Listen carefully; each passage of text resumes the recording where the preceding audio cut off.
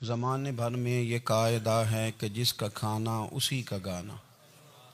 حضرت حکیم الامت فرماتے ہیں کہ زمانے بھر میں یہ قاعدہ ہے کہ جس کا کھانا اسی کا گانا، تو جن کا ہم کھا رہے ہیں انہی کے پھر گیت ہم گا رہے ہیں۔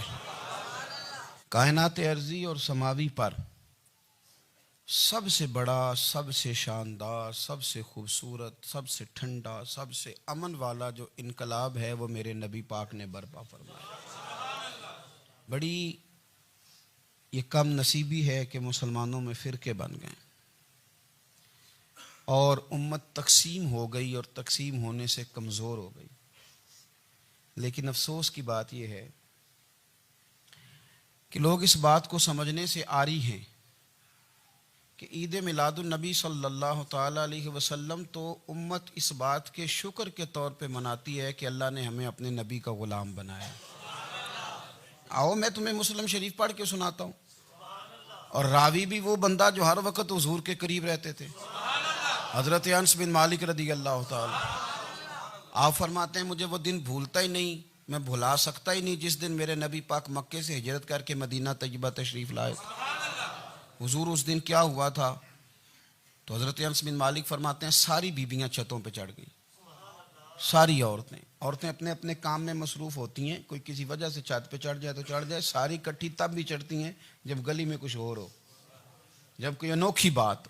ساری بیبیاں چھتوں پہ چڑھ گئیں، بچے درختوں کے ساتھ چمٹ گئے، اور فرماتے ہیں کہ 70 کے قریب لوگ حضور کی سواری کے آگے تھے اور باقی سینکڑوں کی تعداد سے سواری کے پیچھے تھے، اور فرماتے ہیں یہ الگ منظر تھا۔ اور یہ مسلم شریف میں نعرہ موجود ہے، مسلم شریف میں یہ صحیح مسلم میں موجود ہے کہ جب حضور مدینے آ رہے تھے تو مدینے والے نعرہ لگاتے تھے یا محمدہ یا رسول اللہ، اور چلتے ہوئے لگا رہے تھے یا محمدہ یا رسول اللہ کا وہ نعرہ لگا رہے تھے۔ اور پھر حضرت انس بن مالک فرماتے ہیں یہ دو منظر یہ تھے، ایک تیسرا منظر بھی تھا۔ مدینہ شریف کے اندر کچھ قبیلے تھے، آج بھی ایسا ہونا نہیں چاہیے، یہ اسلام نہ صرف اس کو ناپسند کرتا ہے بلکہ اس کی تردید کرتا ہے۔ چھوٹی برادری بڑی برادری آج بھی تقسیم ہے، نہیں ہونی چاہیے۔ عرب کے اندر بھی تقسیم تھی، کچھ قبیلوں کو چھوٹا جانتے تھے، کچھ کو بڑا جانتے تھے۔ ایک قبیلہ تھا بڑا قبیلہ، بنو نجار کا، چودھریوں کا قبیلہ، سیٹھوں نوابوں کا قبیلہ، بڑے لوگوں کا قبیلہ۔ اس قبیلے کی بیٹیاں ایک کونے میں دف لے کے بیٹھ گئیں۔ نبی پاک صلی اللہ تعالیٰ علیہ وآلہ وسلم کے غلاموں بات کو سمجھیں۔ ایک منظر یہ کہ عورتیں چھتوں پہ، آج ہم منع کریں گے کیونکہ یہ پردے کی آیتیں نازل ہونے سے پہلے کی بات ہے، اب آیتیں آ گئیں، اب ہم یہ اجازت نہیں دیتے۔ عورتیں چھتوں پہ چڑھ گئیں، مرد گلیوں میں نعرے لگانے لگے، اور بنو نجار قبیلے کی بیٹیاں، چھوٹی بچیاں وہ ایک کونے میں دف لے کے بیٹھ گئیں اور وہ پڑھنے لگیں طلع البدر علینا۔ اب تو میلاد غریبوں میں رہ گیا ہے، ہمارے یہاں فیشن ہو گیا ہے، جب حالات خراب ہوتے ہیں تو لوگ برکت کے لیے میلاد کراتے ہیں، اور جب امیر ہو جاتے ہیں پھر انہیں میلاد کے جائز ہونے کی دلیل ہی کوئی نہیں ملتی، پھر وہ یہ فیشن ہے۔ بندہ تھوڑا سا پڑھ جائے نا دو چار چیزیں تو ہر چیز کو غلط کہنا اس کی طبیعت ہوتی، پھر یہ فیشن ہے کہ میری سوسائٹی نہیں ہو گئی، کتابیں نہیں ہو گئیں، فرنیچر نیا ہو گیا، دوست نئے ہو گئے، تو مذہب وہی پرانا۔ اوئے ہوئے کوئی ترقی کرنی چاہیے، پھر وہ ترقی کرتے ہیں بیچارے، اور جن کی پیچھے 10 نسلیں اور 50 نسلیں میلاد مناتی آنے کو تو نہیں دلیل کوئی نہیں ملی، سبحان اللہ۔ جن کی دادی وضو کر کے کھیر پکاتی تھی 11ویں کی، جب امیر ہو جاتے ہیں تو انہیں 11ویں پکانے کی دلیل ہی نہیں ملتی۔ اب آپ امیر ہو گئے میرے بھائی، آپ کا فیشن ہے، یہ طبیعت کا حصہ ہے۔ آپ چاہتے ہیں کہ میں وہ کام کروں جو درویش لوگ، سادے لوگ نہیں کرتے۔ تم اپنے معاملات کو بچانے کے لیے نعرے لگاؤ تو تمہارے پاس ساری دلیلیں ہیں، لیکن یہ تمہارا نصیبہ ہے کہ تم جھوٹوں کے نعرے لگاتے ہو، لیکن یہ غریبوں کا نصیبہ ہے کہ میلاد والے رسول کا نعرہ لگاتے، یہ غریب کا حصہ ہے۔ لیکن وہ بنو نجار کی بچیاں غریب نہیں، امیر گھرانے سے تھیں۔ انہوں نے جو بات کی اس کو حفیظ جلندری نے لکھا۔ مرحوم کہنے لگے کہ وہ ننھی بچیاں، چھوٹی بچیاں تھیں، کہتے وہ ننھی بچیاں وہاں بیٹھ کر دف بجاتی تھیں اور رسول پاک کی جانب اشارے کر کے گاتی تھیں، اور لوگوں سے کہتی تھیں کہ یہ کو ہمارا پیشہ نہیں دف بجانا، ہم تو چودھریوں کی بیٹیاں ہیں، ہم تو بڑے خاندان سے ہیں۔ وہ ننھی بچیاں جو بیٹھ کر وہاں دف بجاتی تھیں، رسول پاک کی جانب اشارے کر کے گاتی تھیں اور کہتی تھی ہم ہیں بچیاں نجار کے عالی گھرانے کی، خوشی ہے آمنہ کے لال کے تشریف لانے، ہمیں بڑی خوشی ہے آمنہ کے لال کے، خوشی ہے آمنہ کے لال کے، خوشی ہے آمنہ کے لال کے، ہمیں خوشی ہے آمنہ کے لال کے تشریف، خوشی ہے بس آمنہ کے لال کے تشریف۔ نبی پاک صلی اللہ تعالیٰ علیہ وآلہ وسلم سے امت کا جذباتی رشتہ ہے۔ یہ پہلے دن سے ہی ابو جہل کب منع کرتا تھا کسی مسلمان کو کہ خانہ کعبہ میں نماز نہ پڑھو، کہتا پڑھو۔ حضرت صہیب ابن سنان رومی سے اس نے کہا کہ آپ اپنے طریقے کے مطابق، مسلمانوں کے طریقے کے مطابق کعبے کے اندر نماز پڑھیں، جو مرضی کریں۔ روکتے تو وہ نبی پاک کے قریب جانے سے تھے، وہ منڈیوں میں بیٹھ جاتے تھے، حضور کے قریب نہ جانا، حضور کے قریب نہ جانا، حضور کے قریب نہ جانا۔ میری بات کو آپ سمجھے اور ہمیشہ یاد رکھیں، امت کا نبی پاک سے جذباتی رشتہ، جذباتی۔ یہ جو رسول اللہ کی امت ہے یہ گناہگار ہو سکتی ہے پر اپنے نبی کی غدار نہیں ہوتی۔ میں آپ کو صحیح کہہ رہا ہوں۔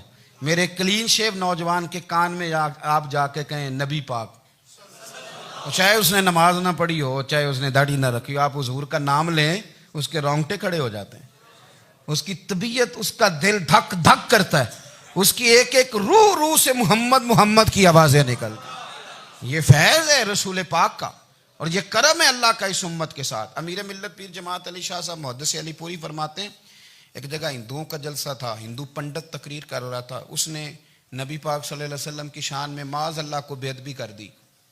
مسلمان تھے ہی نہیں، ایک مسلمان تھا، وہ ملنگ نہیں ہوتے دوری ڈنڈے والے، اس کے پر رنگین ڈنڈا تھا، وہ کہیں دور بیٹھا تھا، تو اس نے سن لی اسپیکر چل رہا تھا، تو وہ ڈنڈا لے کے تو سٹیج پہ چڑھ آیا۔ وہ کہتا ہے میں نے پنڈت کے سر میں مارا ایک ہی ہے پر مارا ذرا صحیح کر کے، وہ ڈھیر ہو گیا، لوگوں نے گرفتار کر لیا، جیل میں چلا گیا۔ پیر صاحب کہتے ہیں میں ملنے گیا، بندے کو بسم اللہ بھی سیدھی نہیں پڑھنی آتی، سورۃ اخلاص بھی ٹھیک نہیں آتی، اسے ربنا آتینا دعا نہیں کر سکتا، ملنگ ہے۔ میں ملنے گیا اور میں نے کہا یار نہ تو نماز پڑھے، نہ داڑھی رکھے، نہ تو مسجد جائے، پر تو نے کمال کر دی۔ تو کہتے ہیں پیر صاحب چھم چھم رویا اور پنجابی میں کہنے لگا پیر صاحب میں گناہگار ہاں پر اپنے نبی دا غدار تے نہیں نا۔ یہ گناہگار اور غدار میں فرق ہوتا ہے، میں گناہگار ہوں پر یہ تو نہیں نا کسی کی ضرورت کہ میرے سامنے میرے نبی کے بارے میں بات کر جائے اور ساڈی اچھی تے سچی سرکار نو گل کر جائے۔ یہ بات آپ سمجھیں، دشمن احمد پہ شدت کیجئے، ملحدوں سے کیا مروت کیجئے، شرک ٹھہرے جس میں تعظیم رسول، اس برے مذہب پہ لعنت کیجئے، اور مثل فارض زلزلے ہوں نجد میں ذکر آیات ولادت کیجئے اور یا رسول اللہ کی کثرت کیجئے۔ نبی پاک کا پیار امت کے لیے سرمایہ حیات ہے۔ رسول پاک کے ساتھ امت کا والہانہ رشتہ ہے۔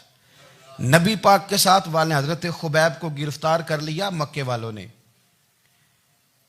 اس وقت غربت تھی اسلام پر، مکے میں سارے لوگ کٹھے ہو گئے اور چوک میں پھانسی دینے لگے حضرت خبیب کو۔ کہنا آسان ہے، کرنا بڑا مشکل ہے۔ بندہ جیل میں الجھ جائے تو میں نے بڑے بڑے سیانے لوگ معافیاں مانگتے دیکھے، بڑے بڑے لوگ کہتے دیکھے ہیں کہ یہ کام بڑا، قید تنہائی بذات خود ایک مصیبت ہے۔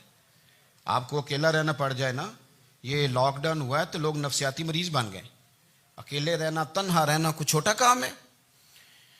حضرت خبیب اکیلے اور مکے کا دور اور چاروں جانب کافر، اور چوک میں جب پھانسی پہ لٹکایا جانے لگا تو ابو سفیان بولے اور بول کے کہنے لگے یار بندہ کوئی کام کر کے بڑا پچھتاتا بھی ہے کہ یار نتیجہ کیا نکلا، تو معاذ اللہ آپ کا بھی نتیجہ تو پھانسی ہے، تو آپ کا کیا خیال ہے؟ یہ آپ یقین کریں کہ لوگ صحیح صحیح ساتھ چلتے ہیں، تھوڑی سی دشواری اٹھانی پڑ جائے تو کہتے ہیں میں گاڑی ٹھیک تھا، پر انہی پتھروں پہ چل کے اگر آ سکو تو آؤ۔ میرے گھر کے راستے میں کوئی کہکشاں نہیں ہے، لوگ نا میٹھا میٹھا کھانا چاہتے ہیں، تھوڑا کڑوا آ جائے تو مصیبت بن جاتی ہے۔ کہتے ہیں سارے فلانے سے پیار کریں گے تو میں کروں گا، سارے مخالفت بھی کریں گے تو ہم انشاءاللہ پیار ہی کریں گے۔ یہ کیا بات ہوئی کہ ہم زمانے کا رنگ دیکھ کے چلیں گے؟ اب بعض لوگ پچھتا رہے ہوتے ہیں، حضرت خبیب سے کہا ابو سفیان نے، ابھی کلمہ نہیں پڑھتے تھے، کہنے لگے تو اس وقت پھانسی پہ لٹک رہا ہے اور تیرے نبی مدینے میں اور آرام میں، اور ان کے صحابہ آرام میں، اہل بیت گھر میں، تیرے ذہن میں اگر اس وقت یہ بات ہو کہ اس وقت تیری جگہ پہ وہ ہوتے معاذ اللہ، تو پھر کیا ہوتا؟ مجمع غیروں کا، علاقہ غیروں کا، یہ ٹائم آیا تھا اب نعرہ رسالت لگانے کا، اب ٹائم آیا حضرت خبیب نے نعرہ رسالت لگانا ہے، پر لگانا کس طرح ہے کہ کافر یاد رکھیں۔ حضرت خبیب سے کہنے لگے اگر تیری جگہ حضور ہوتے تو پھر تیرا کیا خیال ہے معاذ اللہ؟ تو حضرت خبیب کہنے لگے تم ابھی بھی نہیں سمجھے؟ ٹھیک ہے میں مکے میں اکیلا ہوں، سارے لوگ مدینے میں ہیں، پر میں پچھتا نہیں رہا، میں تو فخر کر رہا ہوں، میں فخر کر رہا ہوں اس لیے کہ چوری کر کے جان نہیں دے رہا، مدینے والے کی عزت پہ جان دے رہا ہوں، میں فخر کر رہا ہوں۔ فرمایا سن، تو کہتا ہے تیری جگہ حضور ہوتے اور تم انہیں یہاں معاذ اللہ پھانسی پہ لٹکاتے۔ فرمایا سن، میں تو یہ بھی پسند نہیں کرتا کہ میں گھر میں بیٹھا ہوں اور میرے نبی کو ہلکا سا کانٹا بھی چبھ جائے، ہمارا اپنے نبی سے محبت کا رشتہ ہے، ایک کانٹا بھی حضور کے قدم مبارک میں چبھے ہمیں برداشت۔ مجمع ان کا تھا، نعرے لگ رہے تھے، ہم نے مسلمان پکڑ لیا، لیکن حضرت خبیب نے اکیلے، اللہ کرے آپ کو میری بات کی سمجھ آئے، اللہ کرے آپ کو سمجھ آئے، اکیلے جب پھانسی کے تختے کے قریب نعرہ لگایا نا کہ میں تو کانٹا بھی نہیں چبھنے دوں گا اپنے نبی کو، اب سارے ہار گئے۔ اب اس ایک جملے نے نا ان کو شکست خوردہ کر دیا، اب بول کچھ نہیں سکتے تھے، گردنیں جھک گئیں، اور جب سناٹا چھایا تو ابو سفیان ساتھ والے سے کہنے لگا باقی ساری باتیں اپنی جگہ پر ہیں، پر اصحاب محمد سے پیار تو بڑا ہی کرتے ہیں نا، اور وہ کچا رنگ للاری والا جیڑا چڑھ دا تے لیندا رہندا، اے عشق تیرے دا رنگ محمد چڑھ جائے پھر نہیں لیندا۔ کہا یار پیار تو یہ کرتے ہیں نا، اس میں کوئی شک والی بات، اس پیار سے کافر ڈرتا ہے۔ نبی پاک کے ساتھ جذباتی وابستگی، حضور کے ساتھ غلاموں کا جذباتی رشتہ، اور نبی پاک صلی اللہ تعالی علیہ وسلم کی آمد پر تشکر کے جذبات۔ امام رازی نے لکھا ہے کہ حضرت موسیٰ کلیم اللہ علیہ السلام نے تورات کی تختیوں کے اندر ایک امت کا ذکر پڑھا کہ جو امت گناہ کا ارادہ کرے گی تو گناہ لکھا نہیں جائے گا جب تک کر نہ لے، اور نیکی کا ارادہ کرے گی تو رب ان کی نیکی لکھ دے گا، اور جب وہ کر لے گی تو اللہ 10 گنا اجر عطا کرے گا، اور وہ ایسی امت ہوگی کہ جن کے چہرے قیامت کے دن نور کی طرح چمکیں گے، اور وہ امت ہوگی جن کی اللہ تعالیٰ زمین ساری پاک فرما دے گا، جہاں نماز پڑھیں گے نماز ہو جائے گی۔ یہ تذکرے پڑھ کے تو حضرت موسیٰ کلیم عرض کرنے لگے اللہ یہ امت میری بنا دے، تو رب کریم نے فرمایا کہ موسیٰ نہیں، یہ تو میرے محبوب کی امت ہے، فرمایا یہ تو میرے نبی پاک کی امت، حضور کی امت۔ اللہ اکبر۔ حضرت موسیٰ معمولی آدمی نہیں، وہ جلیل القدر پیغمبر ہیں جن کا قرآن کے ہر سپارے میں تذکرہ ہے، کہیں واضح طور پہ کہیں اشارتاً، ہر پارے میں۔ اور حضرت موسیٰ اللہ کے وہ نبی ہیں جو رب سے ڈائریکٹ باتیں کریں کوہ طور۔ کہا اے موسیٰ یہ امت تو میرے نبی کی ہے، تو حضرت موسیٰ علیہ السلام عرض کرتے ہیں، امام رازی نے لکھا ہے، کہتے ہیں اے اللہ پھر مجھے اپنی نبی کی امت میں شامل کر۔ او یار ہمیں لوگ کہتے ہیں میلاد نہ مناؤ، جس امت میں آنے کے لیے حضرت موسیٰ نے دعا مانگی، جس محبوب کی غلامی کے لیے، ہمیں تو دعا بھی کوئی نہیں مانگنی پڑی، اللہ نے فضل سے ہی مدینے والے کا غلام بنا دیا۔ تو ہم حضور کے تذکرے نہ کریں، ہم تشکر نہ کریں، ہم نبی پاک صلی اللہ تعالی وسلم کی نعت نہ پڑھیں، ہم حضور کے آنے پر جشن کا اظہار نہ کریں، ہر وہ جائز طریقہ جس سے اظہار خوشی ہو سکے وہ میلاد پہ کرنا چاہیے، اور اس کے لیے اسباب بنانے چاہیے۔ امت کا ایک جذباتی انداز ہونا چاہیے نبی پاک کے ساتھ، ایک وارفتگی، ایک ذوق، ایک طبیعت کے اندر وجدان۔ نعرہ مطلب اس طرح نہ ہو کہ بس چل رہا ہے کام، میں نہیں ہوں قائل، میں کہتا ہوں پہلے تو کوئی لگائے نا، اور پھر نعرہ جب لگتا تھا نا تو مسلمانوں کے یہاں نعرہ لگتا تھا تو بڑے بڑے لوگ کانپ جاتے تھے۔ صوفیاء نے لکھا ہے کہ حضرت عمر نے جب کلمہ پڑھا نا تو 39 بندے کلمہ پڑھتے تھے، تو نبی پاک نے رات کو دعا مانگی، اے اللہ عمر کو مسلمان کر کے اسلام کو عزت دے۔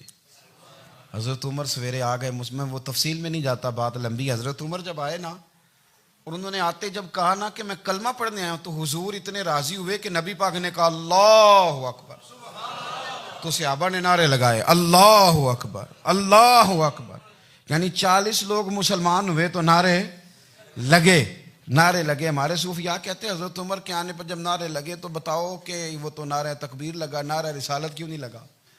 تو کہتے ہیں گویا ہمیں حضور نے یہ سمجھایا ہے، حضور کے اشاروں نے سمجھایا ہے کہ میں اب اپنے نعرے خود تو نہیں نہ لگاؤں گا، میں نے تو اللہ اکبر کہہ دیا، عمر آ گیا ہے میرے نعرے لگاتا رہے گا، نعرے لگیں گے۔ حضرت عمر نے پہلے دن ہی کہا کہ حضور آپ سچے رسول ہیں تو چھپ چھپ کے نماز کیوں پڑھیں؟ شروع ہو گئے نعرے، حضور آپ سچے ہیں تو چھپ چھپ کے نماز کا کیا معنی ہو؟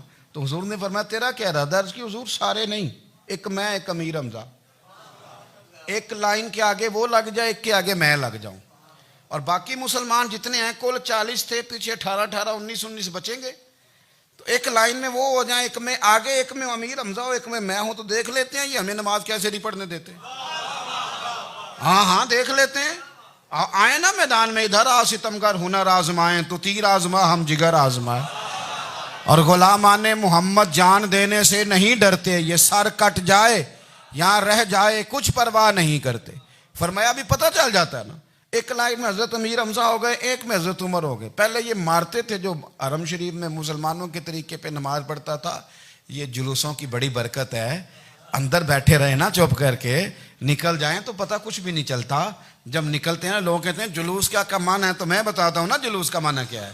حضرت عمر نے باہر نکلے 2 لائنوں کا جلوس، لمبا بھی کوئی نہیں، بندے بھی 40، اور جناب فاروق اعظم باہر نکلے تو عمر کا نعرہ، عمر کا، حضرت عمر نے یوں کر کے آستینیں بازو کی چڑھا لی، اور اپنے گلے میں جو ان کے رومال تھا نا اس کو یوں سینے پہ باندھا، اور اس ہاتھ میں تلوار تھی تو یوں کر کے باہر لہرائی، کہنے لگے او مکے کے کافرو ادھر آؤ میرے سامنے، جس نے اپنی بیوی بیوہ کرانی ہو، جس نے بچے یتیم کرانے ہوں، وہ آئے میدان میں، مصطفیٰ کے غلام آج سڑکوں پہ نکل آئے میدان میں ہمارے سامنے ہمارا مقابلہ کرے، آئے نا میدان میں، ہم نکلے ہیں، اب ہم یہاں کعبے میں اعلانیہ نماز پڑھیں گے، ہم پڑھیں گے، طاقت ہے تو آؤ نا ہمارا مقابلہ کرو، آؤ۔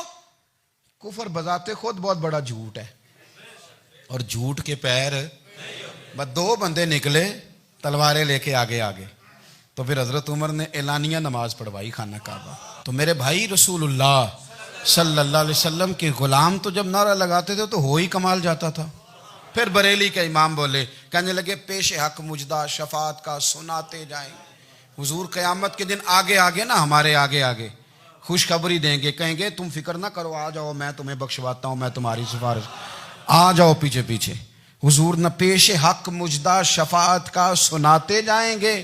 یقین کریں بریلی کے امام کو بھی بڑا ہی رنگ آتا ہے بیان کرنے کا، کہنے لگے آپ روتے جائیں گے، اللہ کو منانا نا حضور نے، کہتے ہیں پیش حق مجدہ شفاعت کا سناتے جائیں گے، آپ روتے جائیں گے پر ہم کو ہنساتے جائیں گے، باغ جنت میں محمد مسکراتے جائیں گے، پھول رحمت کے گریں گے ہم اٹھاتے جائیں گے، اور حشر میں ہوگا ہمارا داخلہ اس شان سے ہم یا رسول اللہ کا نعرہ لگاتے جائیں، ہم یا رسول اللہ کا نعرہ۔ امام راضی کہتے ہیں حضور نے ایک رکا پکڑا چھوٹا سا، ایک بندے کو لوگ دوزخ میں لے کے جا رہے ہیں۔ اچھا مجھے ایک بات بتاؤ، فیصلہ پہلے ہو گیا ہے، اللہ کے سامنے ہوا ہے، اور فیصلہ ہو گیا اور طے ہو گیا کہ دوزخ میں جانا ہے، وہ قریب پہنچ گئے دوزخ کے، تو حضور نے دیکھ لیا، اور بتایا کس نے؟ حضرت آدم نے۔ حضرت آدم کہنے لگے حضور وہ آپ کے غلام کو دوزخ میں لے جا رہے ہیں۔ نبی پاک آگے گئے، کیا پڑھتے ہیں ہمارے بھائی؟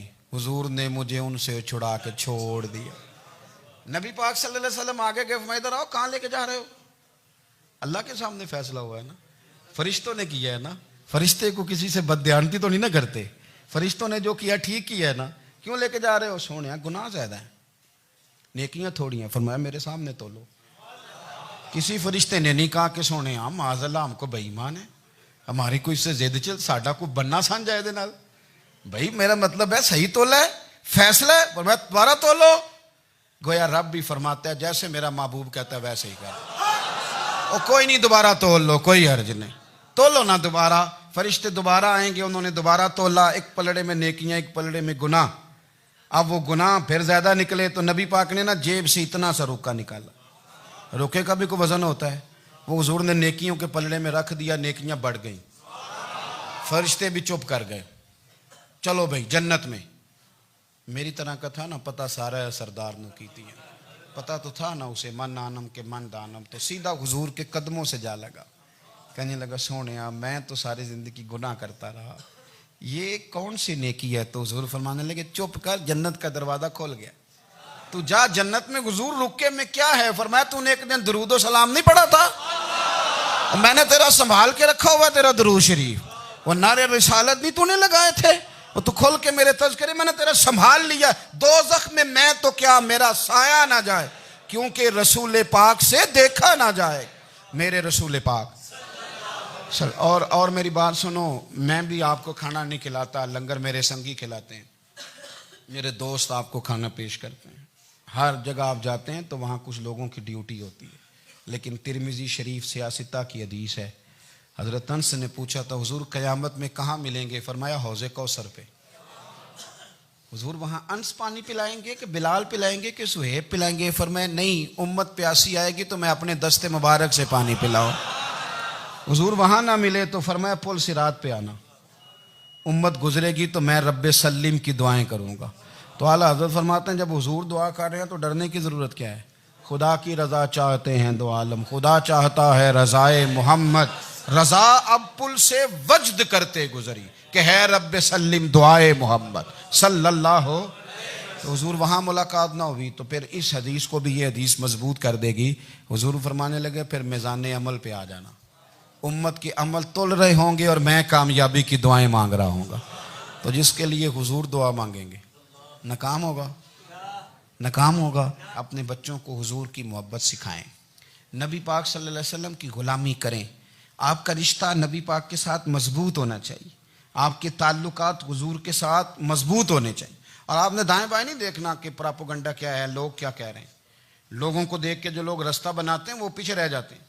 آپ نے یہ دیکھنا ہے کہ میرا حضور سے نسبت کا تعلق مضبوط ہے, کوئی کدھر جا رہا ہے اس سے ہمیں کوئی تعلق. اس وقت عالمی حالات کیا ہیں, قومی حالات کیا ہیں, معاشی حالات کیا ہیں, جرنلسٹ کیا کہہ رہے ہیں فلانے کے, ہمیں اس سے غرض نہیں ہے. ہمیں تو اتنا پتہ ہے کہ ہم نے اپنے نبی کو راضی کرنا ہے. تو اس لیے خوبصورت محافل کا ذکر کریں, خوبصورت درود شریف پڑھیں.